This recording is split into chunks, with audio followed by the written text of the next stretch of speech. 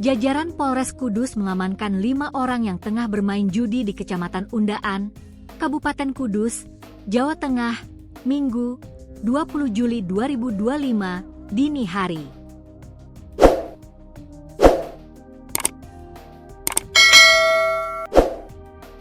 Dari 5 yang tertangkap basah main judi, ada 1 orang yang merupakan anggota DPRD berinisial S. Demikian yang disampaikan oleh Kapolres Kudus, AKBP Heru Dwi Purnomo. Yang ditangkap 5. Salah satunya inisial S, anggota Dewan turut serta bermain judi, ujarnya, Minggu, dikutip dari tribunjateng.com. Heru mengungkapkan penangkapan penjudi ini berawal dari laporan masyarakat. Saat mendapat laporan tersebut, polisi langsung bergerak ke lokasi kejadian. Malah ada perjudian di pinggir jalan sebelah warung, katanya.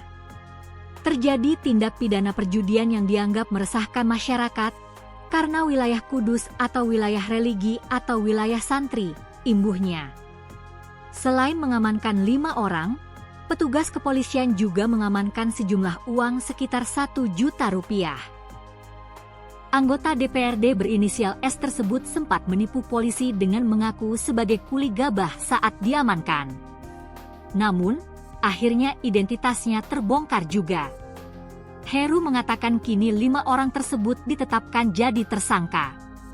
5 orang ditetapkan sebagai tersangka dan saat ini dilakukan penahanan dalam rangka penyidikan lebih lanjut, ujarnya, dikutip dari tribunjateng.com.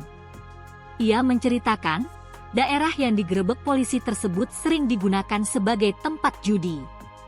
Diawali pengaduan masyarakat melalui media sosial atau hotline lapor Pak Kapolres bahwa di situ sering terjadi tindak pidana perjudian yang meresahkan masyarakat karena dilakukan di tempat umum atau di pinggir jalan, kata Heru, Senin, 21 Juli 2025. Para penjudi tersebut pun kini terancam penjara 10 tahun.